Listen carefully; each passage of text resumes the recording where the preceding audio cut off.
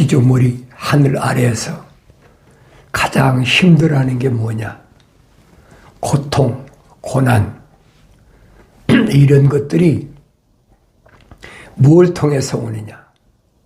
그 육신은 굶주림, 그리고 그 마실 물 때문에, 또 입을 옷 때문에, 먹고 입고 마시는 것 때문에 가장 고통스러워 하잖아요.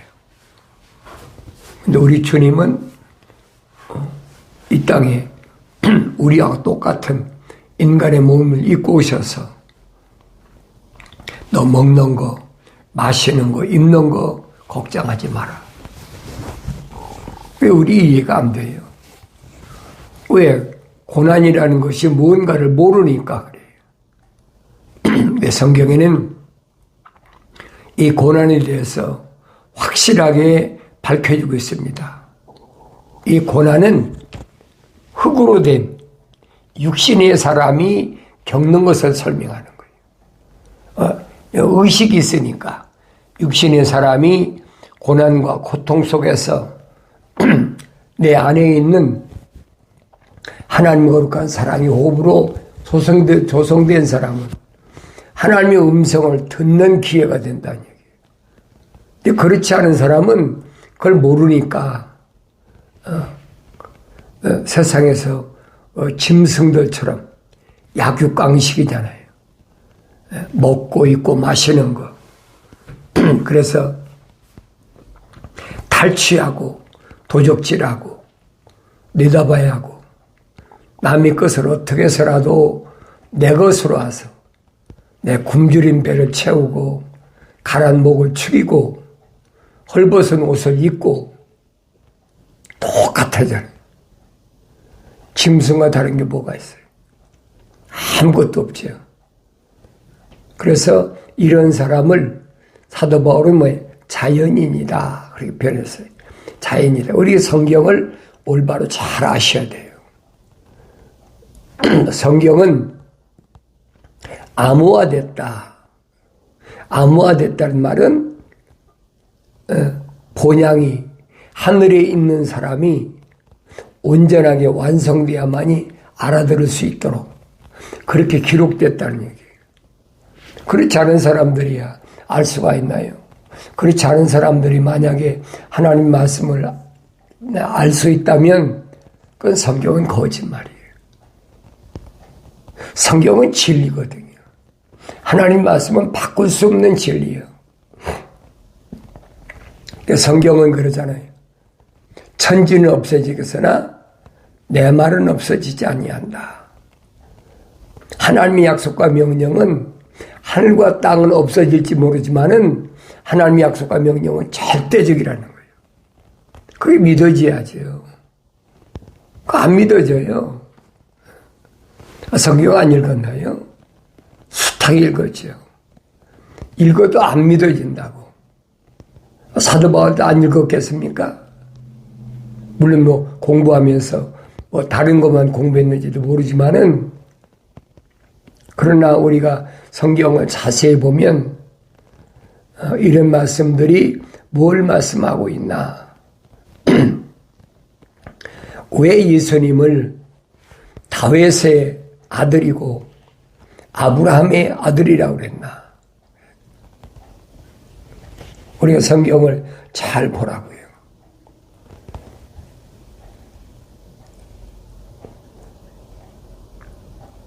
사도 바울이 형제, 동료들을 위해서 자기 동족들, 히브리인들을 위해서 그렇게 큰 고통, 슬픔이 끊어지지 않았는데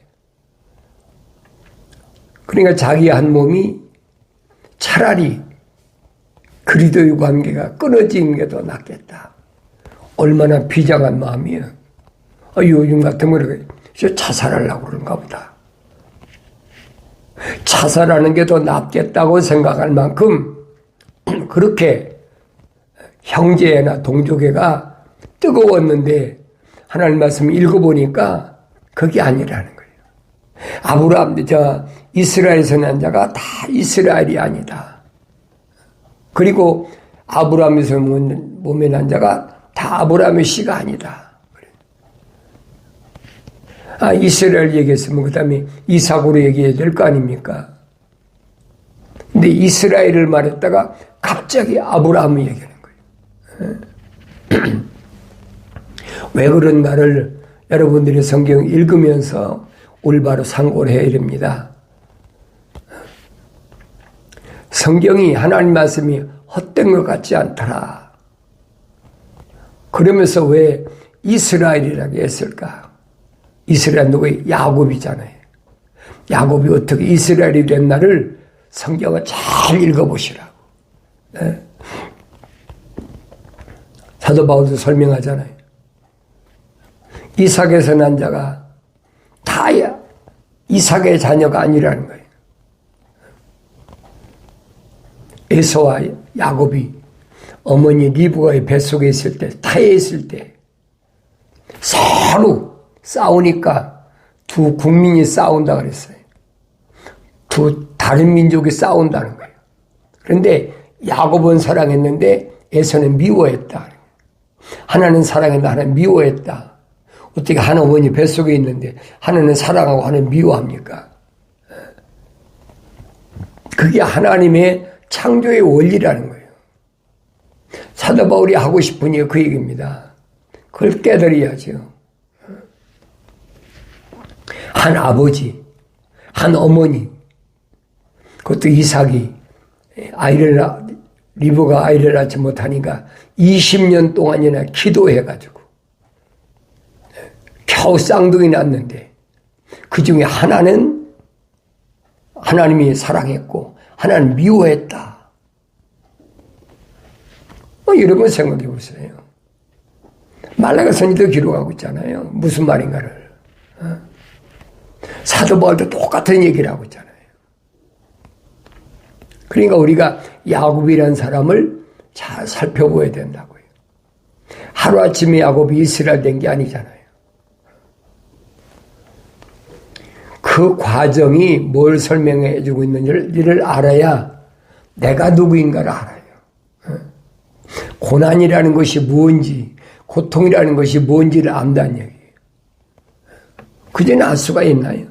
여러분 생각해 보세요. 하나님이 복 주셨다. 축복하셨다. 그러면 부자 되고 이삭이 기도해서 낳았는데 서로 형제간에 왜 싸우겠습니까? 이삭은 성경에 기록됐잖아요. 당년에 100배를 얻었다. 그 이삭이 엄청나게 부유한 사람이에요. 그런데 형제간에 아버지 쳐서 나눠 가지면 되는데 왜 싸웁니까? 성경을 올바로 잘 읽어보시라고요. 하나님의 거룩한 사랑의 호흡이 들어간 사람하고 하나님의 거룩한 호흡이 안 들어간 사람하고는 세상에서 분리가 되는 거예요. 그걸 성경은 거룩이라고 그래요. 거룩. 하나님 보좌에 있는 네 그룹 천사가 뭐랍니까? 거룩하시도다, 거룩하시도다, 거룩하시도다. 또 24장로도 요한계시록 보니까 머리에 면류관을 벗어서 하나님 보좌에 던지며 거룩하시도다, 거룩하시도다, 거룩하시도다. 하나님께서 이스라엘 백성아 말씀하신 거예요. 내가 거룩하니 너희도 거룩하라. 나는 피조물과 같지 아니하니까, 나는 하늘 아래에 있는 피조물과 같지 않으니까 너희도 하늘 아래의 피조물과 같이 말해야 된다. 성경에서 제일 큰 고난의 역사를 이룬 사람은 누굽니까? 성경에 기록된 것을 보면 욥이라는 사람이잖아요. 그래서 욥기서 다음에 뭐가 기록됐느냐? 시편이 기록됐어요. 편집을 할 때 왜 욥기서 다음에 시편을 갖다 붙여놨는지 여러분 아셔야 돼요. 다윗이 시편 119편에 뭐랍니까? 고난이 나한테 유익이다 그러지. 고난이 유익이라는 거예요. 다윗이 하루아침에 다윗이 된 게 아닙니다. 다윗이 어떤 고난과 고통을 겪었는지, 어떤 눈물의 빵을 먹었는지 기억하시란 얘기예요. 그러니까 우리는 그런 것을 깨닫지 못하니까 다윗이 설명하잖아요. 내가 죄를 빵처럼 먹었으며 내 음료로도 눈물을 섞었으니 이는 주의 분개와 진노 때문이라. 주께서 나를 들어 던지셨나이다. 내 날들은 기울어지는 그림자 같으니 내가 풀같이 말랐나이다. 얼마나 힘들었나 보세요. 욥은 어땠어요? 머리끝부터 발끝까지 온통, 요즘 말하면 피부병으로 꽉 찼잖아요. 견딜 수 없으니까, 뭐 육체가 가려우니까 견디겠습니까? 그러니까 깨진 그릇 조각으로 몸을 팍팍 긁으니까 얼마나 그 가려움 견디지 못하니까. 그 나중에 죄를 뒤집었다. 성경에 기록되어 있잖아요. 그런데 다윗은 어땠어요? 다윗은 어렸을 때 하나의 목동으로 베들레헴 들에서 아버지 양치는 목동으로 있었는데 얼마나 순탄했어요. 소년 다윗을 어느 날 갑자기 아버지가 불러서 가보니까 사물이 와가지고 뭐 했습니까? 기름을 부어버렸어. 다윗한테. 다윗이 기름 부음 받고 싶어 기름 부음 받았습니까? 성경은 그랬어요. 기름 부으니까 다윗에게 성령이 임했다 그랬어요. 이건 놀라운 사건이잖아요. 다윗이 언제 성령 받기를 구했습니까? 다윗이 언제 왕 되기를 원했습니까? 아니잖아요. 사무엘이 천사의 명령에 의해서 기름 부어라. 그거 내 마음에 합당한 자다. 기름 붓고 나니까 다윗에게 성령이 임했다고 성경에 기록되어 있잖아요. 그러니까 다윗이 승승장구했죠. 첫째 사건이 뭐예요? 골리앗이라는 필리스타인이 엄청난, 사울도 큰데 사울보다 더 커. 골리앗은. 그러니 얼마나 크겠어요. 사울도 그랬잖아요. 일반 사람보다 머리가 하나가 더 있다고 그랬잖아요. 근데 사울도 엄두 못 낼 만큼 그런 거인이야. 다 도망가잖아요. 이스라엘 백성들 다 도망가잖아요. 불 속으로 다 도망가고 사울도 감히 대항을 못해. 그래서 골리앗을 어렸을 때부터 전사라 그러잖아요. 전쟁에서 자란 전사라. 전투 경험이 쭉 아주 풍부한 그렇게 자란 장군이다. 그 누가 이기겠어요? 다 도망가 보니 굴 속으로. 그런데 어린 다윗이 아버지 심부름으로 형이 셋이 군대 갔으니까 형들이 먹을 음식하고 미숫가루 가져가서 형을 주려고 하니까 형들이 다윗을 좋게 봤습니까? 왜냐하면 다윗의 입에서 나온 말이 뭐예요? 골리앗이 하나님을 못 오가는 말을 하니까 다윗이 막 속에서부터 울분이 터진 거예요. 저 개 같은 놈이 어떻게 감히 하나님을 우주만물을 창조하신 하나님을 욕하느냐. 그러니까 형들이 보니까 기가 막히잖아요. 여기 찌었구만 자기 동생이 막내 동생이 와가지고 자기도 무서워서 지금 온 군대가 다 굴속에 숨어가고 피해 있는데 골리앗을 요구하니까 그러니까 형들이 막 나무라잖아요. 왜 다윗이 가만히 있습니까? 아닙니다. 우주 만물을 창조하신 만군의 하나님을 욕하는 저런 놈을 그냥 놔두면 되겠느냐. 그러니까 그 말을 들은 사람이 사울 왕한테 가서 그 얘기를 한 거예요. 어떤 소년이 와가지고 골리앗을 막 욕을 하면서 길길이 뛰더라. 사울이 부르잖아요. 데려와 봐라.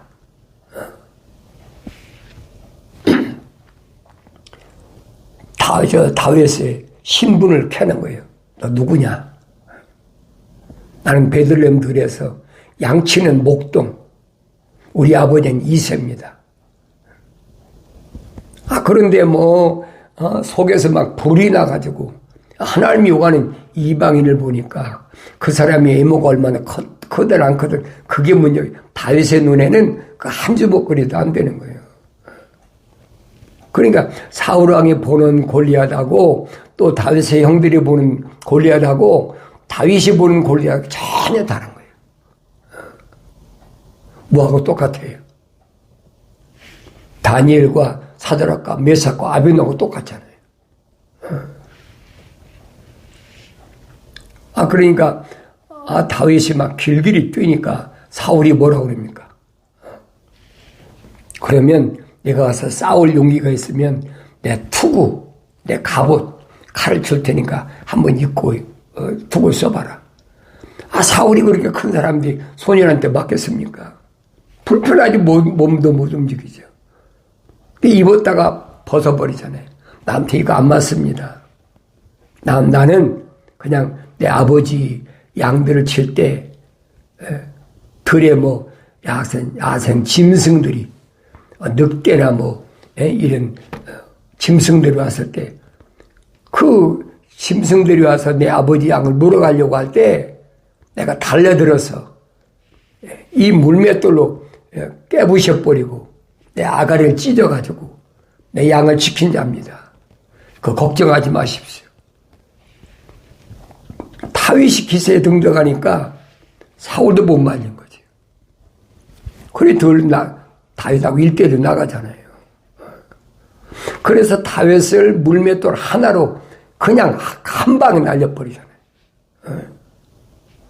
다윗의 눈에는 골리앗은 아무것도 아니야. 사드락과 메삭과 아벤노가 볼 때도 느부갓네살은 아무것도 아니야. 다니엘이 볼 때도 다리오 왕이 아무것도 아니야. 오늘 나는 어떠냐는 거예요. 이 말씀을 통해서. 그러면 다윗이 그렇게 기세가 등등해서 골리앗을 한 번에 그냥 때려잡아버리고, 다윗이 그러잖아요. 골리앗한테 너는 창과 칼을 들고 나오는데 나는 만군의 하나님의 이름으로 나간다. 그 1대1로 붙다가 한 방에 끝내버리잖아요. 이게 무슨 말인가 잘 해야 돼. 사도 야고보가 뭐랍니까? 마귀가 제일 떠는 게 뭐냐? 한 분 하나님이 계신 게 제일 떤다는 거예요. 잘 기억하세요.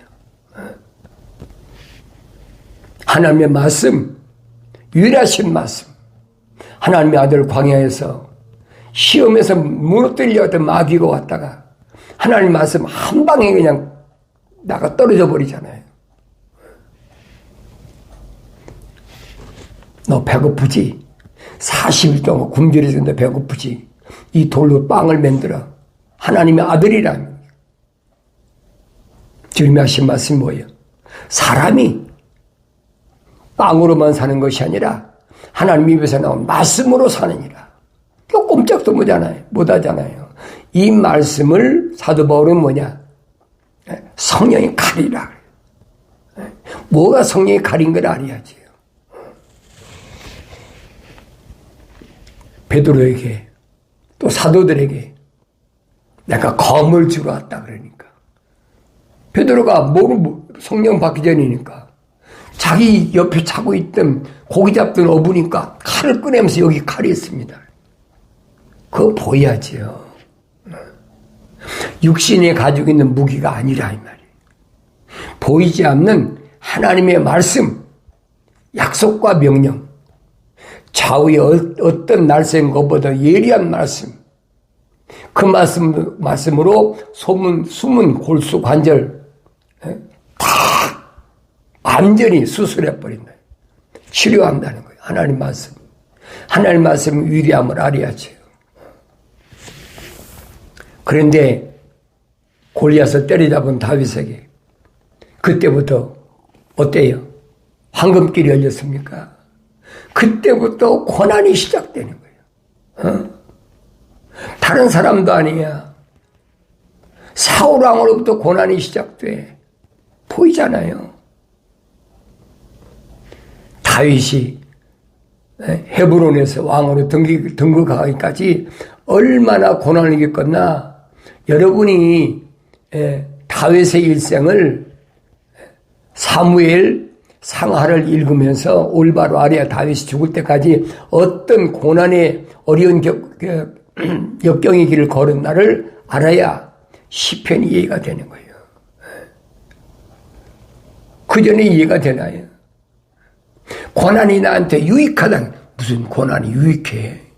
이게 무슨 말이야? 이러면 알겠습니까? 깨달을 수 없는 거예요. 그래서 너희는 주의 책을 찾아서 자세히 읽어라. 이것들은 하나도 부족한 것이나 빠진 것이 없고 다 자기 짝이 있다. 그래서 이는 하나님이 이미 명령하셨고 하나님 영이 모으셨다라고 확실히 설명하고 있잖아요.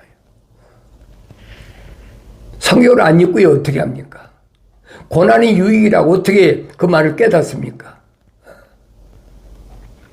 여러분 생각해 보세요. 고통이 굶주리 있는데 목이 말라서 백가죽이 달라붙는데 그게 나한테 유익입니까? 그게 깨닫지 못하는 거예요. 육신은 어떻게 부활이 되는 게 최고거든. 그러니까 속고 있는 거라고 사도들도 계속 하나님 아들도와 속지 말아라. 근데 육신에 대해서 얘기하는 것들은 다 속이는 거예요. 속지 마라. 하나님 말씀을 모르니까. 창세기 1장, 2장, 3장 보면 확실히 알잖아요. 내가 누군가 하나님께서 흙으로 빚으시고 그 코에다가 하나님의 사랑의 호흡을 후 불어넣으니까 하나의 살아있는 혼이 됐다. 그잖아요. 하나의 살아있는 혼이 됐다. 그 하나의 살아있는 혼이 된 사람이 이제는 뭐예요? 하나님 모습들을 담는 그 과정이에요. 하나님 모습들을 닮은 성령 임하고 나니까 다윗이 얼마나 엄청난 시련이 겪었나 보세요. 들로 산으로 도망다니고 얼마나 힘들었는지. 오히려 사울왕을 죽일 수 있는 기회가 2번씩이나 찾아와요. 한 번도 아니야. 한 번 찾아왔을 때 기회를 놓쳤으면 아차 했겠죠. 또 찾아왔잖아요. 2번이나 찾아왔는데도 다윗은 자기 병사에게 뭐라고 합니까? 하나님이 기름 부은 분자는 절대 건들면 안 된다. 그때 사울을 죽였으면 오히려 우리가 생각할 때는 얼마나 편하고 좋습니까? 그런데 죽이지 않고 나니까 그때는 도망해가지고 이방 나라에 가서 미친 짓까지 하면서 배일저길 다 하잖아요. 우리는 하나님 말씀을 올바로 잘 볼 수 있어야 돼요. 그게 눈이 열린 사람이에요. 그게 사도 바울이 성령 받을 때 눈에서 비늘 같은 것이 떨어져야 돼. 그래 보이는 거예요.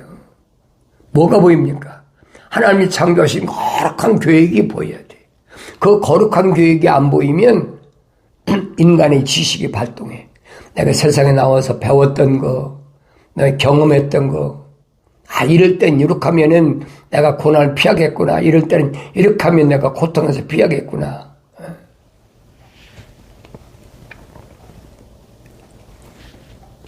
사도 바울이 구약에서는 시편 기자인 다윗이 고난에 대해서 제일 많이 설명해 주고 있어요. 근데 신약에 와서는 누구보다도 부활하신 예수를 만났던 바울이 제일 많이 설명합니다. 고난이라는 것이 뭐냐? 고난이 왜 필요하냐? 하나님의 사람들이 세상에 들어왔을 때 왜 고난이 필요한가 하는 것을 바울서신 로마서에서부터 히브리서까지 참 기록하고 있어요. 내가 성경을 안 읽고 어떻게 합니까? 깨달아지지 않는 거예요. 그리고 주님께로부터 갈릴리 바닷가에 어부로 있던 베드로가 주님께 선택받았잖아요. 날 따라와라.